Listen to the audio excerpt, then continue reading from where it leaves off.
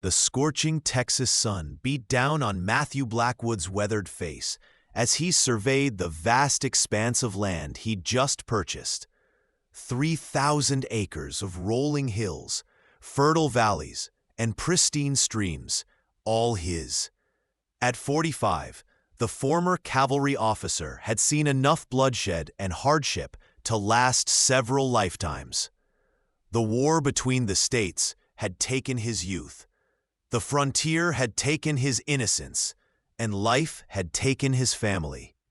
Now, all he wanted was peace and a chance to build something lasting on this untamed corner of Comanche County.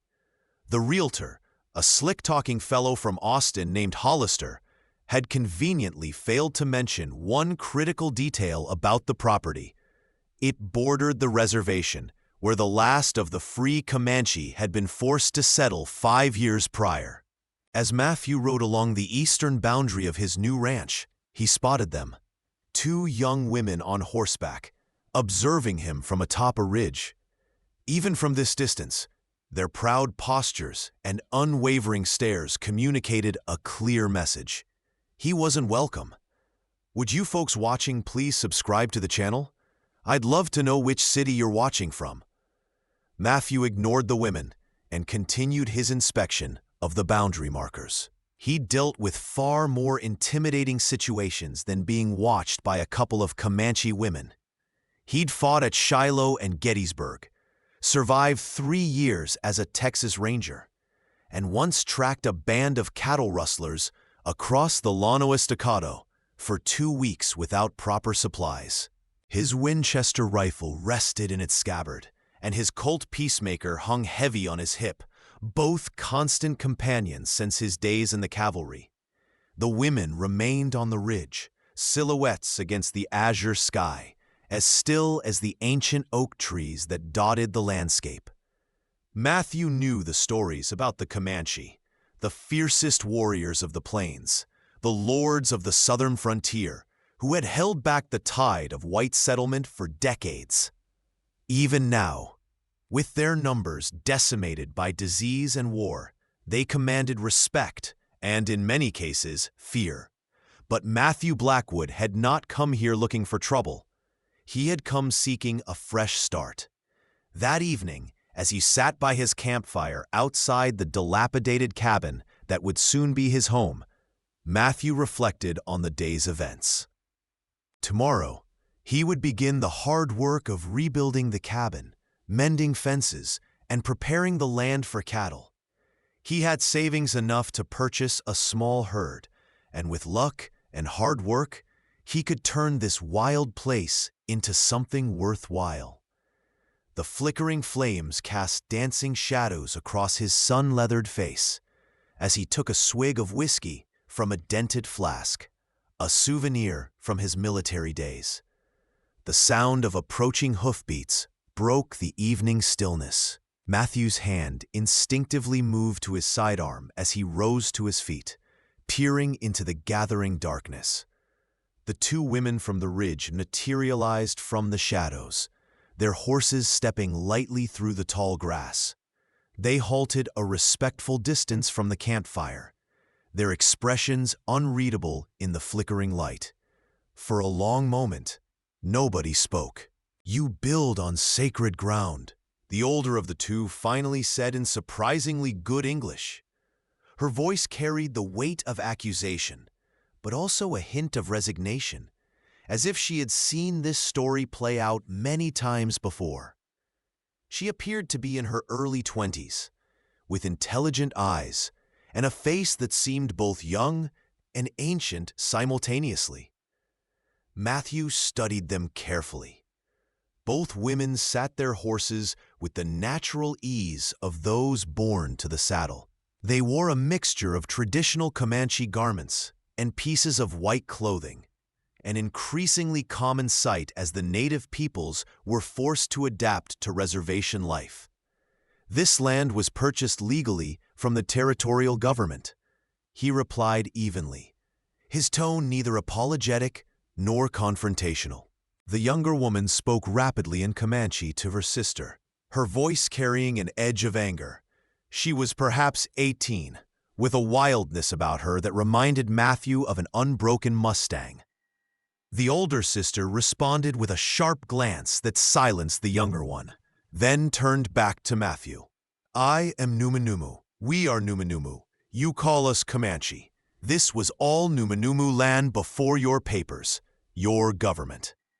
Matthew nodded slowly, acknowledging the truth of her words without offering an apology. The history of the frontier was written in blood, both red and white, and no simple sorry could wash it away. My name is Matthew Blackwood, he offered, lowering his hand from his gun to show he meant no harm. I didn't come here looking for trouble with your people. The older sister's eyes narrowed slightly. I am Anna.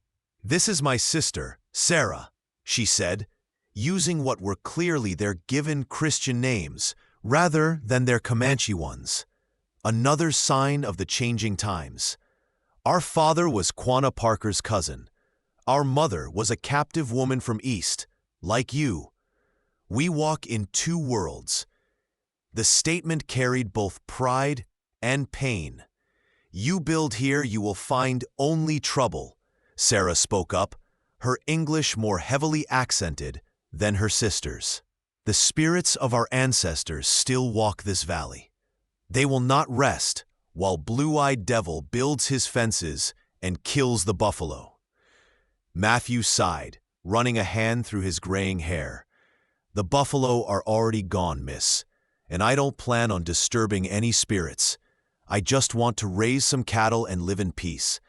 He gestured toward his humble camp. I'd offer you coffee, but I suspect you didn't ride out here for social purposes. Anna's expression remained impassive, but something flickered in her eyes. Perhaps surprise at his directness, or maybe a grudging respect. The agent at reservation says we must learn white man's ways, says we must forget old ways. She spat on the ground to show what she thought of this idea. But some things cannot be forgotten. No, Matthew agreed quietly. Some things can't. The weight of memory, of comrades fallen in battle, of a wife and child lost to cholera years ago in Missouri, pressed down on him momentarily. Sarah leaned forward in her saddle, her voice taking on a challenging edge. You think you are brave man, soldier man, coming alone to build in this place? You think you can tame this land? You think you can tame Numanu hearts? Before Matthew could respond, Anna nudged her horse forward a few steps, close enough that the firelight fully illuminated her face. Tomorrow, we return. We show you something. You decide if you stay or go. Without waiting for his reply, she wheeled her horse around. Sarah hesitated a moment longer, her fierce gaze locked with Matthew's, before following her sister into the darkness. Matthew stood motionless by his fire long after the sound of their horses had faded. 20 years ago, he might have dismissed their visit as simple intimidation. 10 years ago, he might have reported it to the Indian agent or the local law. But now, with the weight of experience heavy on his shoulders, he recognized it for what it was, a courtesy that many of his kind would not have received. They could have shot him from the ridge and disappeared into the reservation.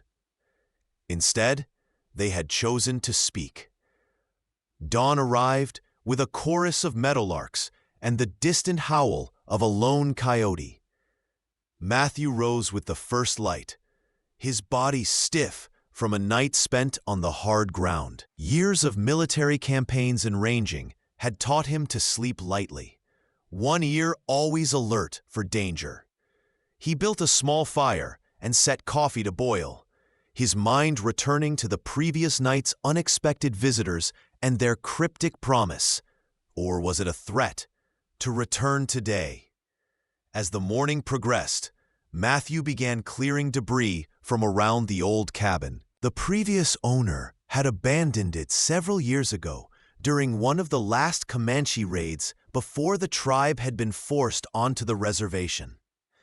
The structure was sound enough, built from sturdy oak logs with a stone foundation and chimney, but neglect had allowed weather and wildlife to take their toll.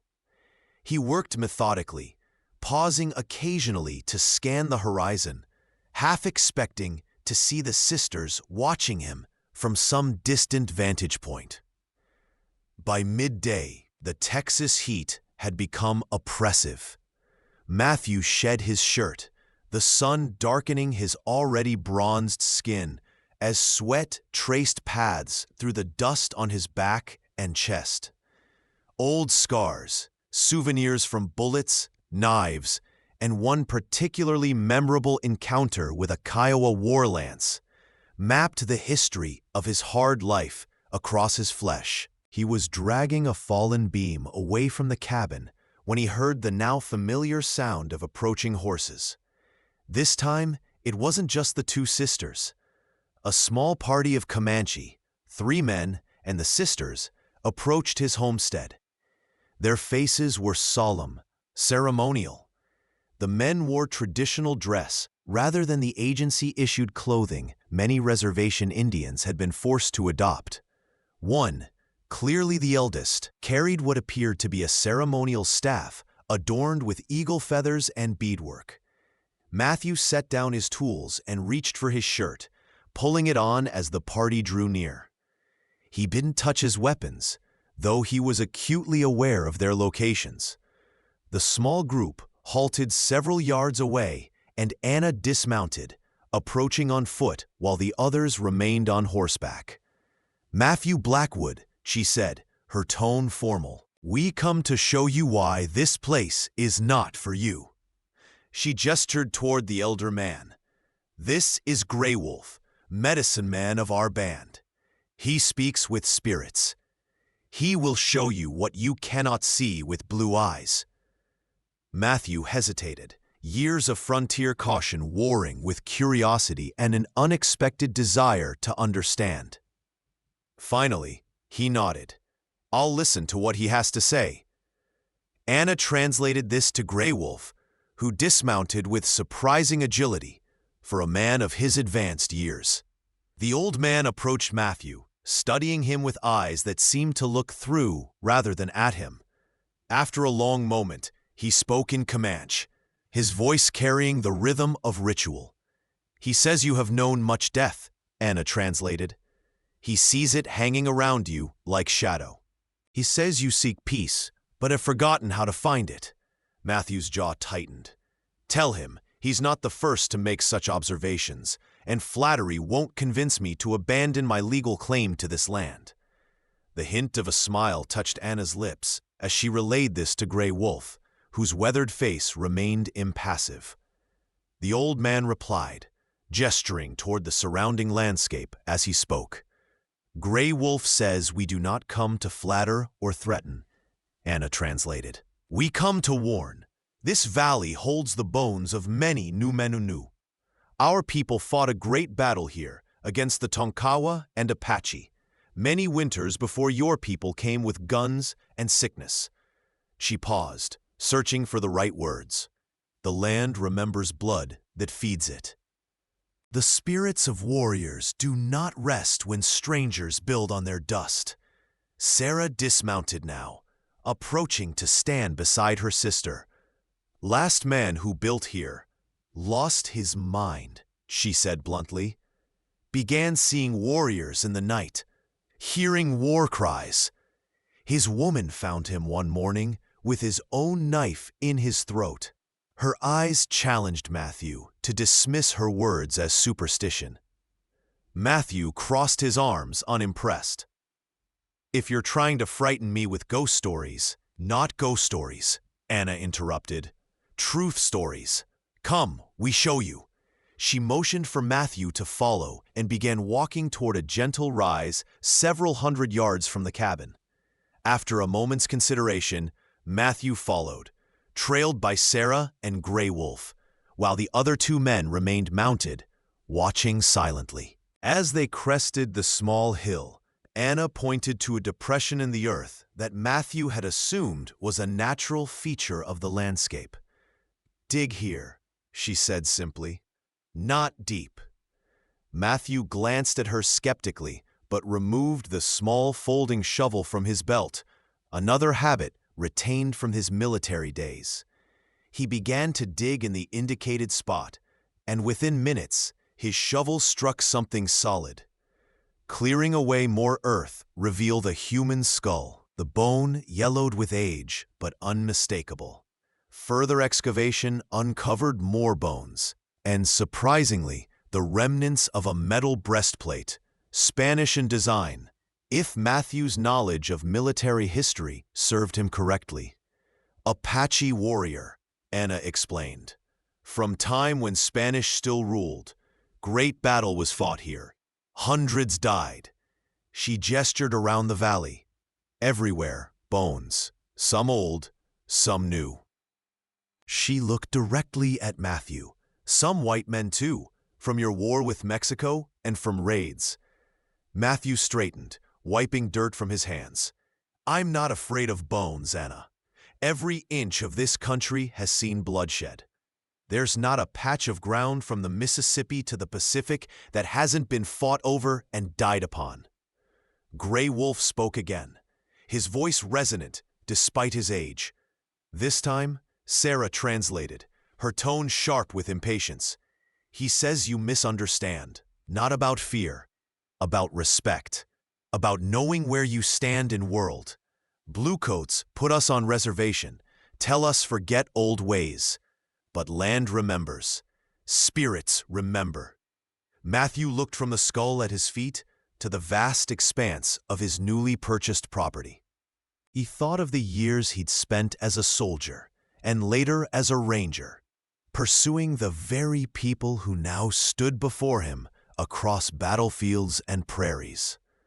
He'd killed Comanche warriors, and they had killed his friends. Yet here they stood, not as enemies, but as what? Cautioners? Advisors? "What would you have me do?" he asked finally. "I've paid for this land. I've nowhere else to go, and frankly, I've spent too many years wandering already." Anna and Sarah exchanged glances, some unspoken communication passing between them. Then Anna spoke. "If you stay, you must learn to live with what this place is. Not just your ranch, not just your property. Sacred ground, burial ground." She hesitated, then added, "Ground that knows our feet better than yours." Gray Wolf stepped forward, removing a small leather pouch from his belt. He spoke at length, gesturing occasionally toward Matthew and the surrounding landscape. When he finished, he held the pouch out toward Matthew. "He says you are warrior, like our fathers were warriors," Anna translated. "You understand blood and honor. If you stay, you must make peace with the spirits of this place. This medicine bundle will protect your dwelling if you honor it. Hang it above your door and offer tobacco to the 4 directions when the moon is new." Matthew looked at the offered pouch, understanding the significance of such a gesture from a Comanche medicine man. "And if I do this, will your people leave me in peace?" Sarah laughed, a sharp sound like the call of a hawk. "We are not the ones you should worry about, Blue Eye. We are on reservation now, eating white man's flour and wearing white man's clothes." She gestured toward the excavated bones. "It is they who you must make peace with." Matthew considered for a long moment, then reached out and accepted the medicine bundle. Its weight in his palm seemed disproportionate to its size, as if it contained more than just the herbs and objects he could feel through the leather. "I'll respect your ways and your dead," he said finally, "and in return, I hope for respect of my right to live here." Gray Wolf nodded once, a gesture of finality, then turned and walked back toward his horse without another word. The other Comanche men watched Matthew carefully, their expressions unreadable, before following their elder. Anna lingered, studying Matthew with those penetrating eyes. "You are different from other white men who have come here," she said finally. "You listen. Perhaps that is why you still live when others died." Matthew tucked the medicine bundle into his shirt pocket. "I've learned that survival often depends on listening more than speaking. But I'll be honest with you, Anna. I don't know if I believe in your spirits and medicine. I do, however, seek help. Believe in respecting other men's beliefs. Belief not required," she replied with a slight shrug. "Spirits do not care if you believe. They are like wind. They exist whether you see them or not." Sarah approached, her earlier hostility seemingly tempered. "If you stay," she said, "you should know about water. Stream dries in summer, but there is spring behind rocks to north. Good water, even in drought." She pointed toward the rocky outcropping barely visible in the distance. "Former owner never found it." Matthew raised an eyebrow, surprised by this practical advice. "Thank you. That's valuable information." "Not gift," Sarah clarified.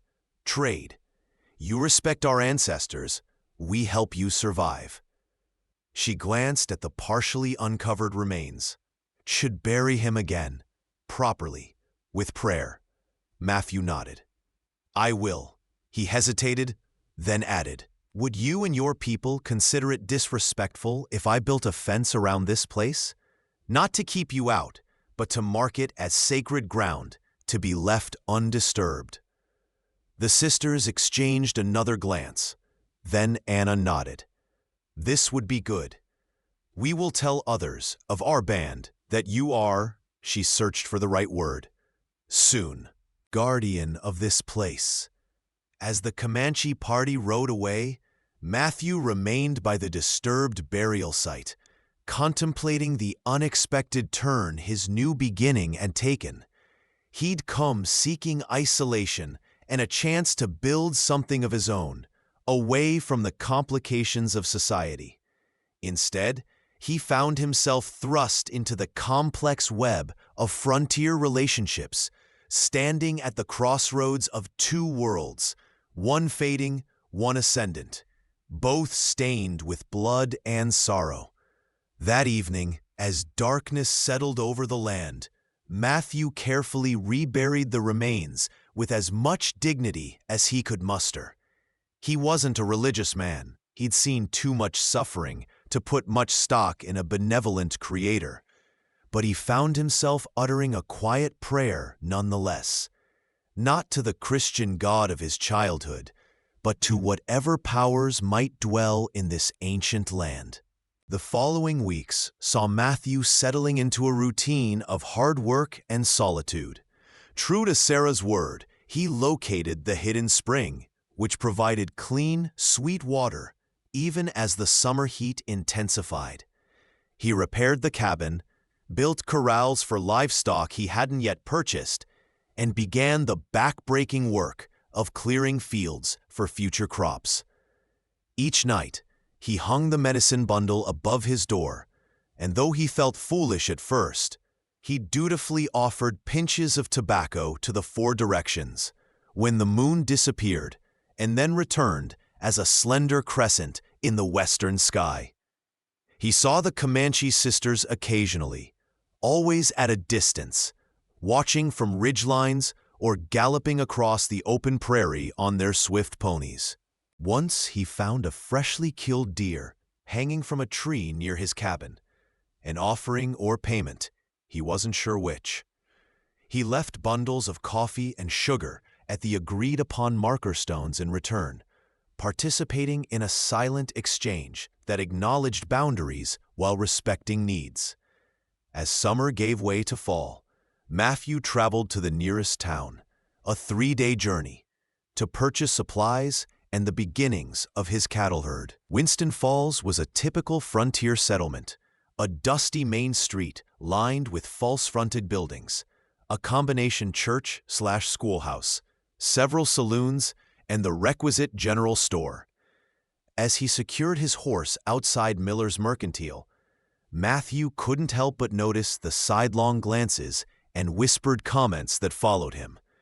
Inside the store, the proprietor, a corpulent man with mutton chop whiskers and suspicious eyes, greeted him with forced politeness. "You must be Blackwood, the fella who bought old Johnson's place out by the reservation." It wasn't a question. Matthew nodded, placing his list of supplies on the counter. "That's right." The shopkeeper, Miller, presumably, leaned forward conspiratorially. "Between you and me, mister, most folks around here thought that land would never sell again after what happened to Johnson. You're either the bravest man in the territory or the most foolhardy." "Perhaps I'm simply the most desperate for affordable grazing land," Matthew replied evenly, unwilling to be drawn into gossip. Miller grunted, beginning to gather the items on Matthew's list. "Well, brave or foolish, you'll want to keep your rifle loaded out there. Those reservation Indians might seem peaceful enough under the agent's eye, but they get up to all sorts of heathen practices once they're out of sight." Johnson swore they hexed him, drove him near to madness with their drums and midnight rituals. Matthew kept his expression neutral. "I've had no trouble with my neighbors." "Neighbors?" Miller exclaimed, nearly dropping a sack of flour. "That's a peculiar way to describe savages who'd have had your scalp a few years back." "I've found that most men, red or white, respond in kind to how they're treated," Matthew said coolly. "Now, about those supplies." News traveled quickly in small frontier communities. By the time Matthew entered the Wolf's Head Saloon that evening, the entire town seemed to know not only that he'd settled on haunted land, but that he was apparently on speaking terms with the Comanche. He ordered whiskey and took it to a corner table, acutely aware of the stares and muttered comments. He was halfway through his drink when a shadow fell across his table. Looking up, he found himself facing a tall, broad-shouldered man wearing a marshal's badge. The lawman's weathered face bore the scars of a life lived hard, and his pale eyes assessed Matthew with professional detachment. "Mind if I join you?" the marshal asked, though he was already pulling out a chair. Matthew gestured for him to sit. "Free country, Marshal." Harker, John Harker, the lawman settled his considerable bulk into the chair. "And it's a free country for some more than others, wouldn't you say, Mr. Blackwood?" Matthew took a measured sip of his whiskey. "I suppose that depends on who's doing the measuring." Harker's mouth twitched in what might have been amusement or annoyance. "Word is you're getting mighty cozy with the Comanche out on that place of yours. Some folks in town are concerned." "Some folks in town should mind their own business," Matthew replied calmly. "I'm not breaking any laws by speaking civilly to the people whose land borders mine." The marshal studied him for a long moment. "You military during the war?" Matthew nodded. "Union cavalry. You?" "Confederacy. Texas 8th. Harker absently rubbed a spot on his left thigh, suggesting an old wound. "Funny how we stopped shooting at each other, but kept right on shooting at the Indians. Politics, I suppose." Matthew said nothing, waiting for the marshal to reach his point. Harker leaned forward, lowering his voice. "Listen, Blackwood, I don't much care how you handle your affairs out there. Truth is, having someone who can talk to the Comanche without blood being spilled might be useful. The agency's doing a poor job of keeping them fed and settled, and tensions are rising. But others in town, especially those who lost kin to raids, they won't see it that way. I'm not looking to get involved in local politics, Marshal. I just want to raise cattle and be left alone." Harker chuckled dryly. "Don't we all? But out here, neutrality's a luxury few can afford." He stood, adjusting his gun belt. "Word of advice, Watch your back when you're in town. And if you hear anything from your neighbors about trouble brewing, I'd appreciate knowing about it." After Harker departed, Matthew finished his drink in solitude, contemplating the marshal's words. He'd come west, seeking isolation, yet found himself inexplicably positioned as an intermediary between worlds. It was an uncomfortable role for a man who'd spent years trying to outrun his past and the complexities of human connections. The next morning, as Matthew prepared to depart with his supplies and a modest herd of 30 cattle purchased from a rancher outside town, he found his path blocked by a group of 5 men. Their leader, a lanky individual with a face like tanned leather and cold eyes, stepped forward. "You're Blackwood," the man stated, tobacco juice dribbling into his unkempt beard. Matthew's hand rested casually near his sidearm. "I am. And you are?" "Name's Fletcher. These are my brothers and cousins." He gestured to the hard-faced men behind him. "We lost family to those red devils you're so friendly with. Uncle, 2 cousins, and my little sister during the raids of '68. "I'm sorry for your loss," Matthew replied evenly. "But that has nothing to do with me." Fletcher spat again, the brown liquid landing near Matthew's boot. "It does when you start helping them keep their old ways alive. We heard you're letting them perform their heathen ceremonies on your land, maybe even participating yourself." The accusation was exaggerated, but not entirely false. Matthew maintained his calm demeanor. "What happens on my property is my concern, Mr. Fletcher. Now, if you'll excuse me, I have a long ride ahead." "We don't cotton to Indian lovers in Winston Falls," Fletcher growled, his hand hovering near his pistol. "Might be you should reconsider settling in these parts." Matthew had faced down too many threats in his life to be intimidated by frontier bullies. "I've purchased my land legally, and I intend to work it. If you have a problem with how I conduct my affairs, take it up with the territorial court." His gaze hardened. "But be warned, I don't respond well to threats." The tension stretched between them like an over-tightened wire, ready to snap. Then, from behind Fletcher's group, Marshal Harker's voice cut through the morning air. "Problem here, gentlemen?" Fletcher's posture stiffened, but he didn't turn. "No problem, Marshal. Just having a friendly chat with our new neighbor." "Looks mighty unfriendly from where I'm standing," Harker observed, moving to position himself between the two parties. "Mr. Blackwood has business to attend to, and I'm sure you boys do as well. Roundup season's coming, after all." For a moment, Fletcher looked ready to object, but a warning glance from Harker silenced him. With a final venomous look at Matthew, he and his companions dispersed, muttering among themselves. Harker turned to Matthew. "That'll happen again, you know. Might be worse next time." Matthew nodded, acknowledging the reality of frontier prejudices. "I appreciate the intervention, Marshal, but I can handle myself." "Never doubted it," Harker replied. "Just don't want bloodshed in my town if it can be avoided. Too much paperwork." The feeble joke did little to lighten the mood. "Safe travels, Blackwood. Watch the North Trail. There's been reports of bandits." The journey back to his homestead was uneventful, though herding cattle while managing a packhorse laden with supplies proved challenging for a man working alone. By the time Matthew's property came into view 3 days later, both he and the animals were exhausted. The first snow of the season had dusted the higher elevations, a reminder that winter would soon test his preparations and resolve. As he approached his cabin, Matthew noticed smoke rising from the chimney. His hand moved to his rifle, but something, instinct or perhaps familiarity, told him who his uninvited guests might be.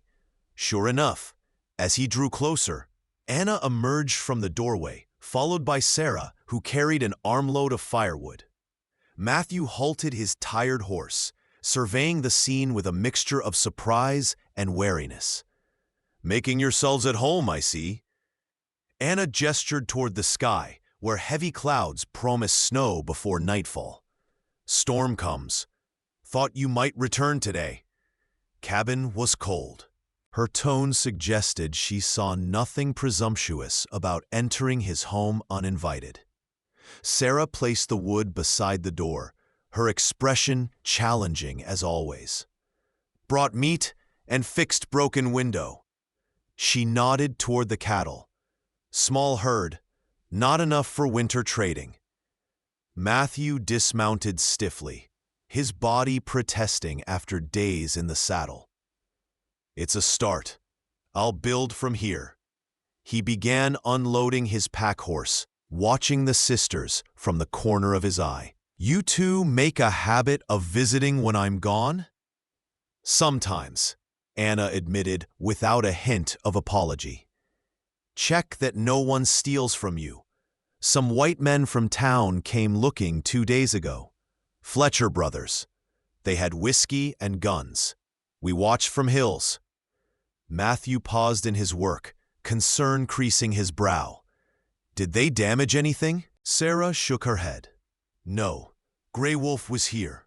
They saw him performing ceremony by burial ground. Got scared. Left quickly." A ghost of a smile touched her lips. "White men fear what they do not understand." "Not all white men," Matthew said quietly. "No," Anna agreed, her dark eyes studying him. "Not all." The sisters helped Matthew settle the cattle in the corral he'd constructed and unload his supplies. As they worked, a strange domesticity emerged, a cooperative rhythm that transcended the cultural divide between them. When the first snowflakes began to fall, they retreated to the cabin, where a venison stew simmered in Matthew's cast-iron pot, filling the small space with savory aromas. Over the meal, Matthew recounted his encounter with Fletcher and his kin in town. The sisters exchanged knowing glances. "Fletcher family bad blood with Comanche for many years," Anna explained. "Their father led militia that attacked peaceful camp in '64. Many women and children died. Later, warriors took revenge. Circle of blood never ends." "You know a lot about the white settlers' histories," Matthew observed. Sarah snorted softly.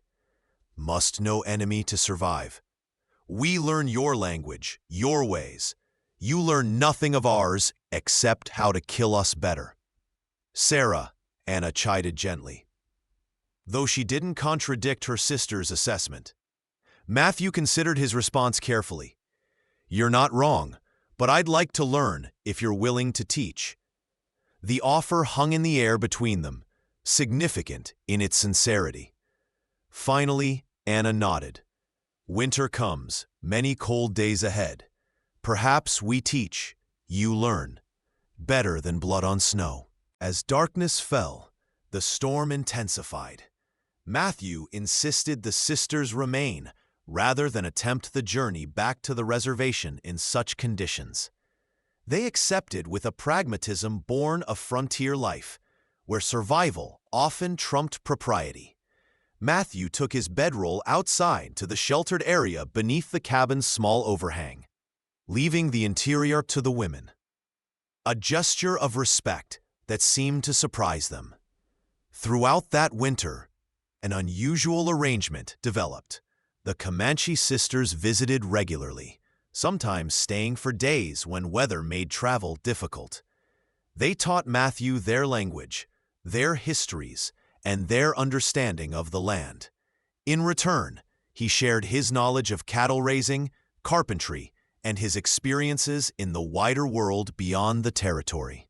Grey Wolf and other tribal elders occasionally joined these exchanges, initially skeptical of Matthew's interest, but gradually accepting his genuine desire to understand.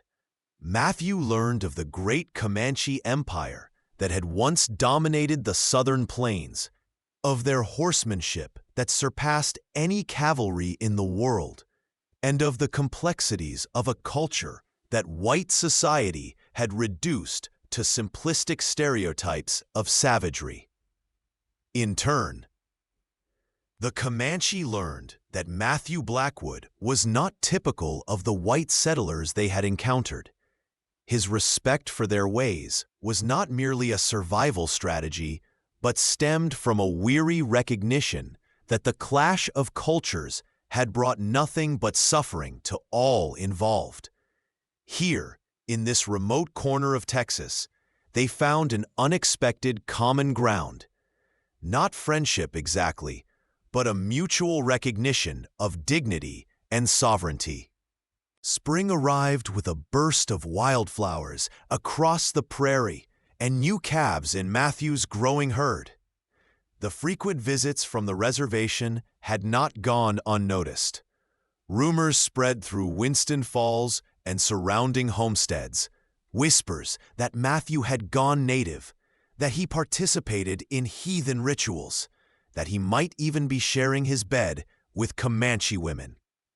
The latter speculation particularly enraged Fletcher and his kin, who considered such mixing of blood an abomination. Marshal Harker rode out one April morning to warn Matthew of the growing hostility. "Fletcher's been drinking heavily and making threats," he explained as they walked the perimeter of Matthew's corral. "Says you've betrayed your race, whatever that means to a man simple enough to think the color of one's skin determines character." Matthew continued his inspection of the new fence posts. "I appreciate the warning, Marshal, but I haven't broken any laws. How I interact with the reservation people is my business." Parker sighed, removing his hat to wipe sweat from his brow. "Officially, yes. Unofficially, tensions are running high. The Indian agent's been replaced. New fellow from Washington who thinks the best way to civilize the savages is to break their spirit completely. He's banned traditional ceremonies, confiscated medicine bundles, even cut rations for those who won't attend the mission church. That's cruel and foolish," Matthew said, anger evident in his voice. "Can't disagree," Harker replied, "but it's made the situation volatile. If word gets back that you're allowing banned practices on your land..." He left the implication hanging. Later that day, Anna and Sarah arrived, their faces tight with suppressed fury. The news of the new agent's restrictions had reached the reservation, causing dismay and anger among the people. Grey Wolf had been publicly humiliated when agents confiscated his ceremonial objects, and young men were talking of resistance, perhaps even violence. "We need safe place for green corn ceremony," Anna explained urgently. "Most important ritual of year. Without it, crops will fail, children will sicken." Matthew understood the urgency. The burial ground on his property had become a place of quiet ceremony over the winter. Small gatherings at dawn or dusk that he had observed from a respectful distance. But a major tribal ceremony would be different, impossible to hide, certain to draw attention from both the agency and hostile settlers. "The risk would be significant," he said carefully. "Not just to me, but to everyone involved. The Indian agents have federal authority, and many of the local whites would support any action against such a gathering." Sarah's eyes flashed with anger. "Always it is Indians who must bear risk. Always we who must surrender, hide, beg permission to live as we have for 1,000 years. "Sarah speaks truth," Anna said more calmly. "But we understand danger. Each family must decide. Some will choose agency way out of fear. Others would rather die than lose last threads of who we are." Matthew gazed out across his land, the land that had once been theirs, that still held their ancestors' bones, that had somehow become a fragile bridge between worlds rather than just another conquered territory. When would this ceremony take place? Next full moon, Anna replied. 4 days of prayer, dance, renewal. Matthew nodded slowly. Then we have time to prepare, to make it as safe as possible. The decision made, they began planning in earnest. The ceremony would be held in the secluded valley beyond the burial ground, hidden from distant view by natural ridges. Sentries would be posted to provide warning of approach. Matthew would ride to town several days prior, establishing his presence there before departing suddenly due to cattle business elsewhere, providing an alibi for his absence during the gathering. As preparations continued, Matthew found himself reflecting on the strange turn his life had taken. He had come seeking isolation and instead found connection. Not the connection of friendship exactly, but something perhaps more profound, a recognition across the divide of culture and history that humanity existed on both sides, worthy of dignity and understanding. 2 days before Matthew was to depart for town, Anna found him repairing his corral in the late afternoon sun. She watched him work for several minutes before speaking. "You take great risk for people not your own." Matthew continued hammering, considering his response. "Perhaps I've grown tired of divisions. Red, white, north, south, settler, native. They've brought nothing but blood and sorrow in my lifetime." Anna nodded, understanding. "Grey Wolf says you have Numenui spirit inside white man's body. Old soul that remembers time before boundaries." Matthew smiled slightly. "I think I'm just a tired man who's seen too much killing and too little sense in it all." Anna stepped closer, her expression unusually vulnerable. "If things were different, if world was different place, I think maybe." She trailed off, the unspoken possibilities hanging in the air between them. Matthew set down his hammer, meeting her gaze directly. "But the world is what it is, Anna, and we must live in it as it is, not as we might wish it to be." She nodded, a sad wisdom in her eyes. "Yes, always this truth remains."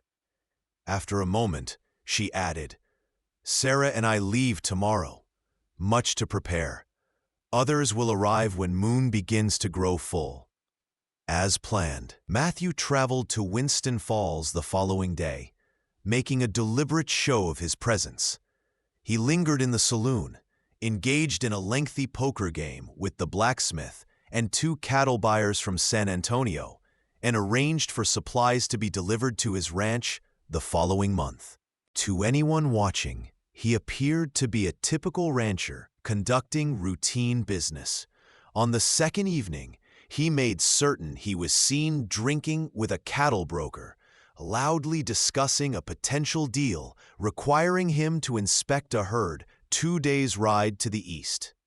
The following morning, he departed town openly, heading eastward until he was beyond sight, then circling back toward his ranch by a rarely traveled route.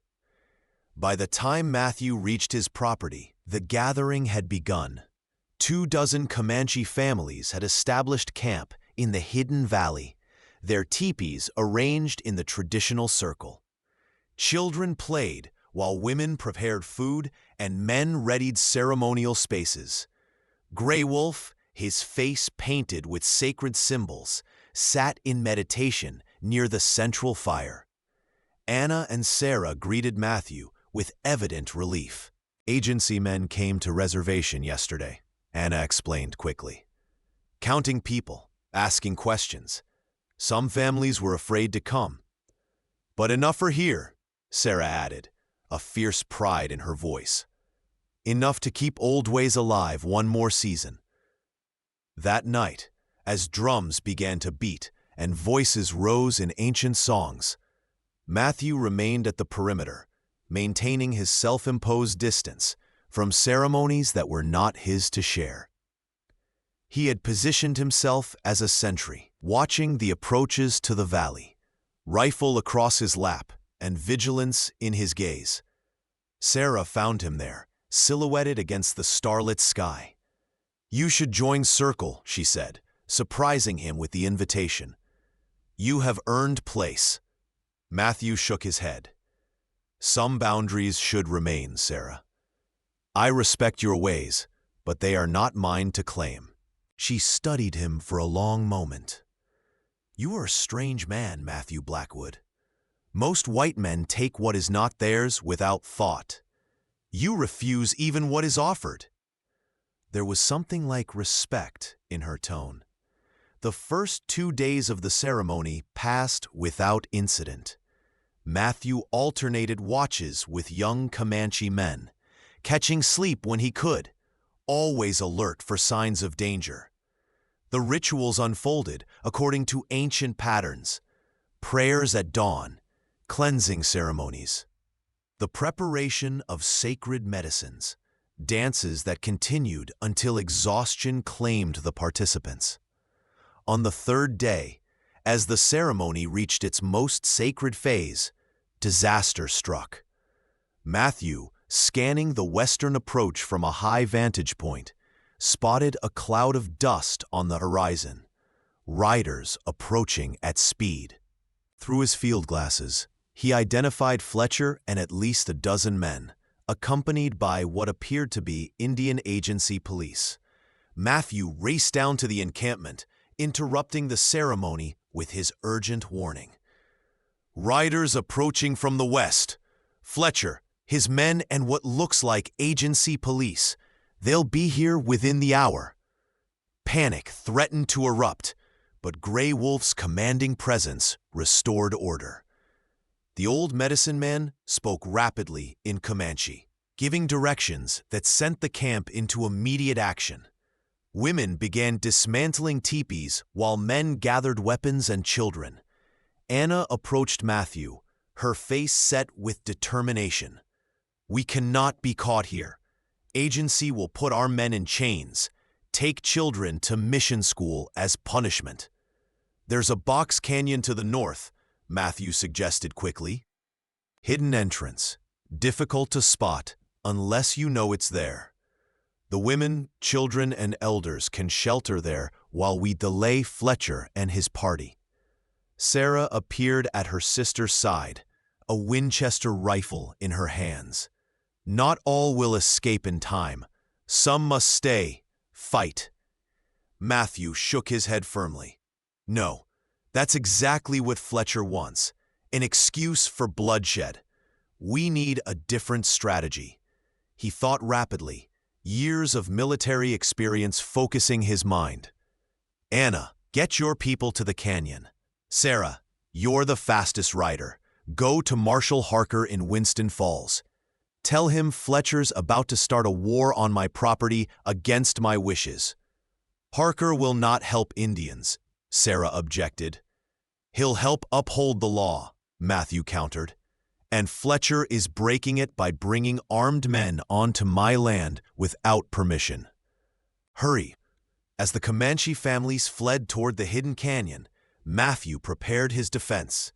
He couldn't hope to stop Fletcher's party by force, but he might delay them long enough for the ceremony participants to escape. He positioned himself at the valley entrance, sitting calmly on his horse as the dust cloud grew larger on the horizon. Fletcher's party approached with the confidence of predators scenting blood. They halted 30 yards from where Matthew waited, their faces flushed with excitement and, in some cases, the effects of whiskey. Fletcher himself rode forward, a shotgun cradled in his arms. "Well, if it ain't the Indian lover himself," he drawled, making no attempt to hide his contempt. "Step aside, Blackwood. We got reports of illegal heathen ceremonies being conducted on your land, and these officers are here to investigate." He gestured toward 3 Comanche men wearing agency police uniforms, their expressions carefully neutral. Matthew remained motionless on his horse. "This is private property, Fletcher. You and your vigilante friends are trespassing. If the agency has concerns, they can address them through legal channels." "We got all the authority we need," Fletcher sneered, producing a folded paper from his pocket. "Agent Wilkins himself signed this order, authorizing a search of your property for evidence of banned Indian practices." Matthew doubted the document's legitimacy, but knew arguing would only waste precious time needed for the escaping families. "If you have a legal order, then I'll cooperate with the agency police, but only them. You and your men have no standing here." Fletcher's face darkened with anger. "You don't give orders here, Blackwood.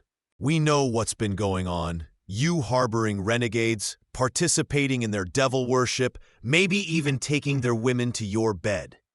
His voice rose to a shout. "No white man turns against his own kind like that without consequences." Matthew's hand rested casually near his sidearm, his voice remaining steady. "I'm going to say this one time, Fletcher. Turn around and leave my land, or face the consequences. Your quarrel isn't with me, and you're making a serious mistake." For a tense moment, violence seemed inevitable. Then from behind Fletcher's group, a new voice called out, "That's far enough, gentlemen." Marshal Harker approached at a canter, accompanied by Sarah and 2 deputies. The lawman's expression was thunderous as he surveyed the armed group. "Fletcher, I don't recall deputizing you or your friends for any law enforcement action today." Fletcher brandished his paper. "We got authorization from the Indian agent. These savages are breaking federal law with their heathen ceremonies." Harker rode forward and snatched the document, scanning it quickly. "This authorizes agency police to investigate, not a bunch of half-drunk vigilantes." He turned to the Comanche police officers. "You men know you have no jurisdiction outside the reservation without federal marshal support." The lead agency policeman, clearly uncomfortable with the situation, nodded reluctantly. Agent Wilkins said there would be federal representation. "Well, I'm the only federal representative here," Harker stated firmly, tapping the U.S. Marshal's badge on his chest. "And I'm telling you this operation is unauthorized and illegal." Fletcher's face contorted with rage. "You're siding with him? With these savages against your own people?" Harker's gaze hardened. "I'm siding with the law, Fletcher, something you seem to have forgotten in your eagerness for blood." He gestured to his deputies. "Any man still on Mr. Blackwood's property in 2 minutes will be arrested for trespassing and attempted breach of peace. That includes you, Fletcher." Faced with lawful authority and suddenly outnumbered, Fletcher and his men had no choice but to retreat.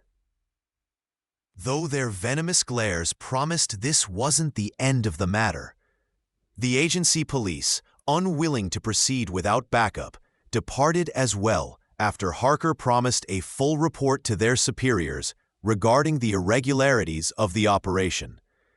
As the dust from the departing riders settled, Matthew turned to Sarah, who sat proudly on her horse beside the marshal.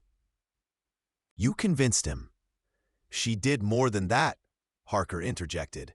"Rode into my office like the devil himself was chasing her, and laid out the situation in terms even a thick-headed lawman could understand." He shook his head in grudging admiration. Got quite away with words, this one.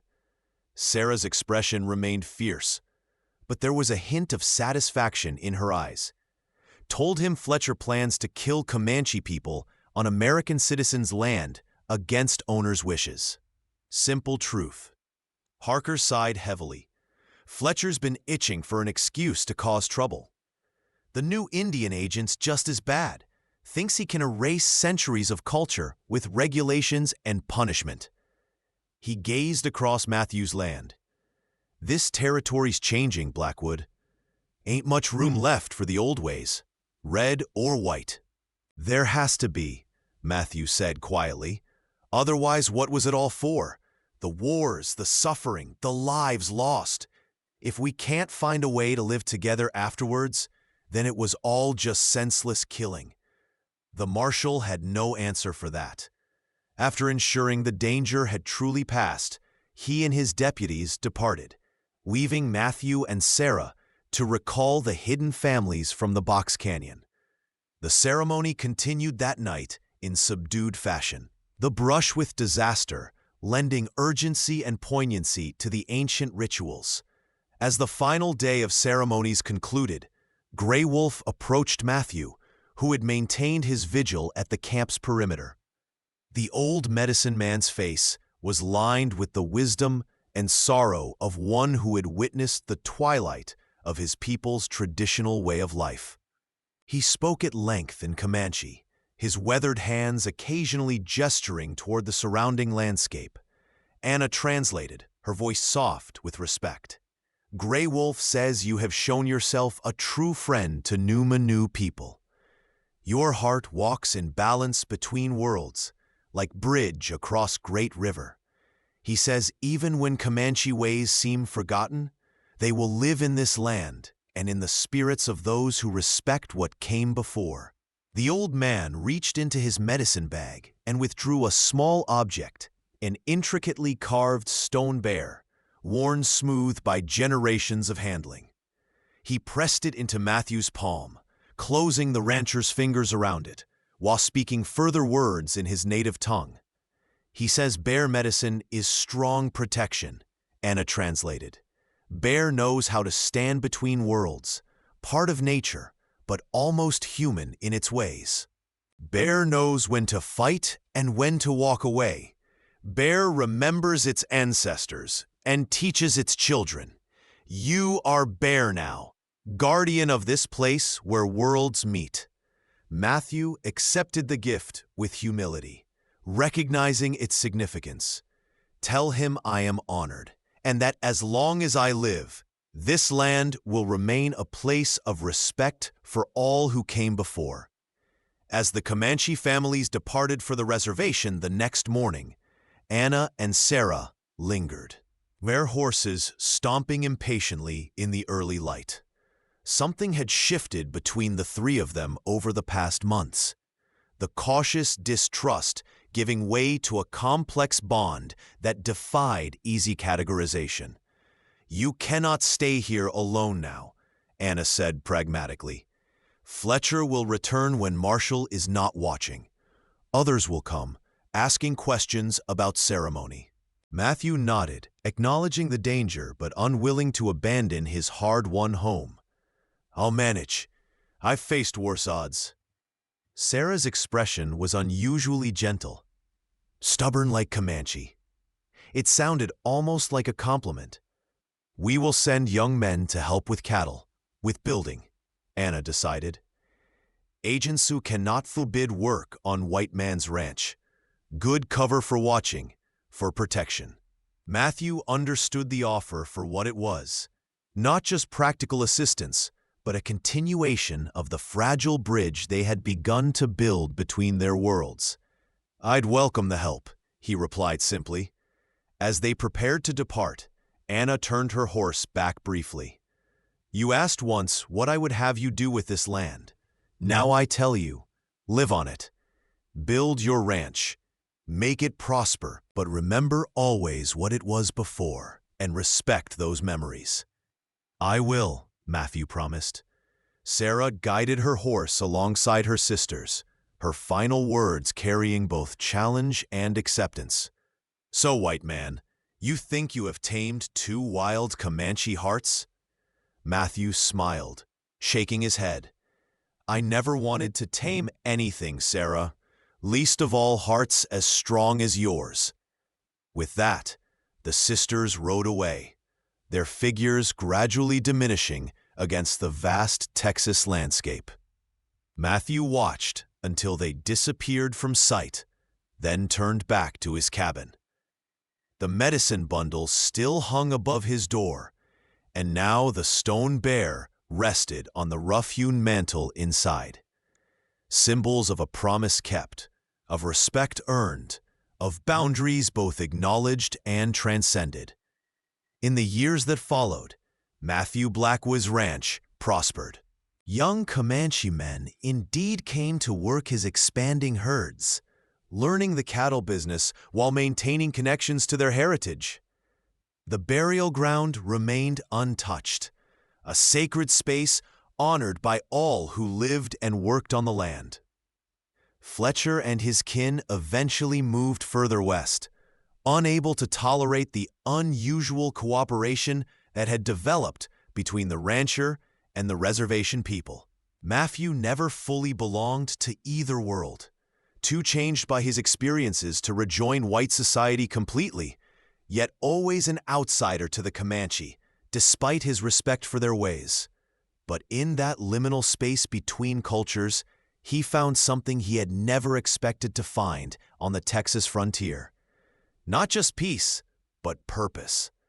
Anna and Sarah visited often, sometimes staying for extended periods. Rumors persisted in Winston Falls about the nature of these arrangements.